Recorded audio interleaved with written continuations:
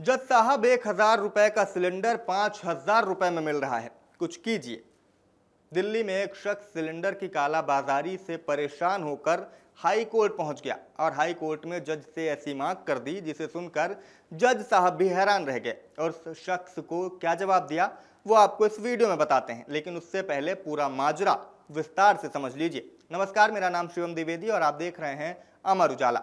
Middle east में जारी युद्ध संकट का असर पूरी दुनिया में देखने को मिल रहा है और भारत भी इससे अछूता नहीं है। पिछले काफी समय से देश के अलग अलग हिस्सों से एलपीजी सिलेंडर की खबरें सामने आ रही है, जहां पर एलपीजी सिलेंडर की किल्लत देखी जा रही है, एलपीजी सिलेंडर की कालाबाजारी के आरोप लग रहे हैं। हालांकि सरकार ये दावा जरूर कर रही है कि सब कुछ अंडर कंट्रोल है, लेकिन ग्राउंड से जो तस्वीरें सामने आ रही हैं वो अलग ही कहानी बयां कर रही हैं। कई जगह पर लोग सिलेंडर के लिए परेशान दिखाई दिए, कई जगहों से कालाबाजारी की खबरें आई, यहां तक कि गैस एजेंसी के कर्मचारियों पर भी गैस चोरी कर कालाबाजारी के आरोप लगे। इसी कड़ी में दिल्ली से भी एक ऐसा मामला सामने आया है जिसमें एक शख्स गैस की कालाबाजारी से परेशान होकर हाई कोर्ट पहुंच गया और वहां जज साहब से गुहार लगाई, लेकिन वहां भी उसे निराशा ही हाथ लगी। दरअसल दिल्ली हाई कोर्ट में एलपीजी सिलेंडरों की कथित कालाबाजारी और कमी को लेकर दायर जनहित याचिका पर बुधवार को दिल्ली हाई कोर्ट ने सुनवाई करने से इनकार कर दिया। मुख्य न्यायाधीश देवेंद्र कुमार उपाध्याय और न्यायमूर्ति तेजस कारिया की पीठ ने साफ कहा कि गैस आपूर्ति का मामला कार्यपालिका के अधिकार क्षेत्र में आता है, इसलिए अदालत इसमें हस्तक्षेप नहीं कर सकती।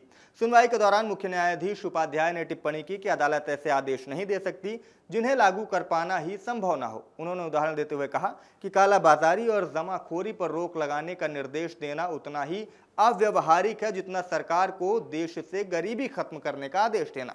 अदालत ने यह भी कहा कि इस तरह के मुद्दों में सरकार और तेल कंपनियों की जिम्मेदारी उपलब्ध संसाधनों पर निर्भर करती है। याचिकाकर्ता वकील राकेश कुमार मित्तल ने दावा किया कि 1,000 रुपए का एलपीजी सिलेंडर कालाबाजारी करते हुए 5,000 रुपए तक में बेचा जा रहा है। उन्होंने बताया कि कुछ समय पहले हाई कोर्ट की कैंटीन में भी गैस की कमी हो गई थी और आरोप लगाया कि देश में कमी के बावजूद गैस के निर्यात की अनुमति दी जा रही है। इस पर अदालत ने कहा कि हाई कोर्ट कैंटीन में गैस की आपूर्ति उसी दिन बहाल कर दी गई थी। न्यायमूर्ति कारिया ने स्पष्ट किया कि सरकार पहले से ही हालात से निपटने के लिए कदम उठा रही है और ऐसे में अदालत किसी तरह का परमादेश जारी नहीं कर सकती।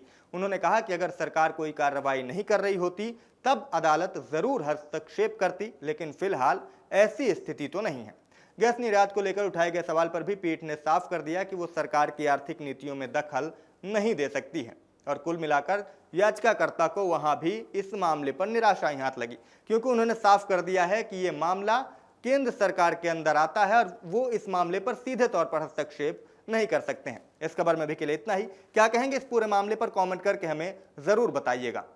आपके राज्य की खबरें, आपके शहर की खबरें सबसे पहले जानने के लिए देखते रहें अमर उजाला।